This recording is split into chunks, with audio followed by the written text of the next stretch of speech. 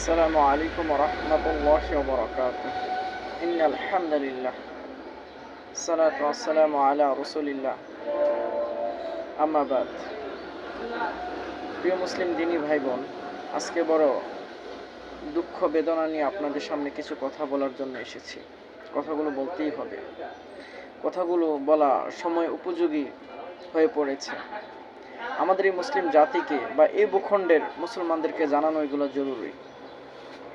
দেখুন, খুনি হাসিনা ফ্যাসিজম চলে গেছে প্রায় আজকে 8 মাস পেরিয়ে গেছে, কিন্তু খুনি হাসিনার ব্ল্যাক আইন বা কালো আইনের যেই তালিকাভুক্ত বাংলাদেশের সচেতন ও বিবেকবান যোগ্য মানুষগুলোকে এই সন্ত্রাসী মহিলা জুলুমের যে জিনজির আবদ্ধ করেছিল, এখনও সেই মানুষগুলো মুক্তি পায়নি বা সবাই পায়নি। কিন্তু আমরা এখনও দেখছি বৈষম্যতা। যাদের ফ্যান পেজ বড়, যাদের দল বা জনশক্তি বেশি, তারাই কেমন জানি মুক্তি পেয়ে যাচ্ছে, বা যারা পিওর তাওহীদপন্থী সচেতন দেশপ্রেমিক মানুষ, ইসলাম প্রেমিক মানুষ, তাদের মুক্তি কেন জানি এখনো হচ্ছে না। আমাদের প্রিয় লেখক এবং দায়ী কলামিস্ট ফারাবী ভাই, তিনি এখনো জুলুমের নির্যাতনের শিকার হচ্ছে এবং অসংখ্য আলেম ওলামাও সেখানে জুলুমের শিকার হচ্ছে।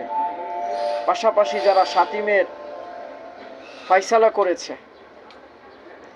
শাতিমকে উপযুক্ত পাওনা বুঝিয়ে দিয়েছে, এরকম জাতির শ্রেষ্ঠ সন্তানরা জেলে রয়েছে। তাহলে এই দেশে কীভাবে আমরা ইসলামী হুকুমত প্রতিষ্ঠা করতে চাই, যে এদেরকে বন্দি রেখে, এদেরকে জেলে রেখে, যারা প্রকৃতভাবে ইসলামের জন্য, শরিয়ার জন্য নিজের জীবনকে উৎসর্গ করে দিয়েছে, আর তারা আজকে বন্দি থাকবে? ইতিমধ্যে যারা শাহাদাত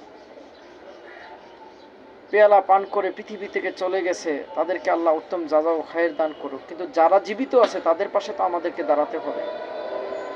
বর্তমান যে বিপ্লবী উপদেষ্টা সরকার রয়েছে, সে কি এই কথাগুলো বুঝতে চায় না?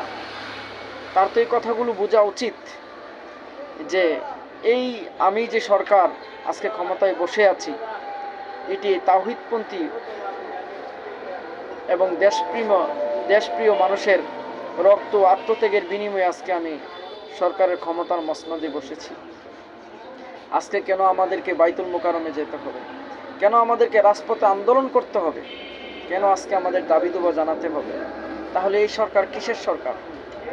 প্রিয় মুসলিম উম্মাহ, আমাদের এই কথাগুলোকে বুঝতে হবে। যদি আমরা আমাদের প্রিয় আলেমদেরকে এখনো বাহির না করতে পারি, প্রিয় সচেতন নাগরিকদেরকে যদি এখনো আমরা মুক্ত না করতে পারি, তাহলে হয়তোবা সামনে আমাদেরকেও নেতৃত্ব দিতে হতে পারে, আমাদেরকেও জুলুমের অত্যাচারের স্টেম রুলার আমাদের উপর আসতে পারে। আজকে আমরা যদি অপর ভাইয়ের বিপদে এগিয়ে আসি, তাহলে আমার বিপদেও আল্লাহ তাআলা কাউকে না কাউকে সামনে এগিয়ে আসার এরকম মন মানসিকতা তৈরি করে দিবেন। আসলে এই কথাগুলো বুঝে আমরা সঠিক একটা সিদ্ধান্ত নিই। জমিন আল্লাহর, আইন চলবে আল্লাহর, এটাই আমাদের চিন্তা। আসসালামু আলাইকুম ওয়া রাহমাতুল্লাহি ওয়া বারাকাতুহু।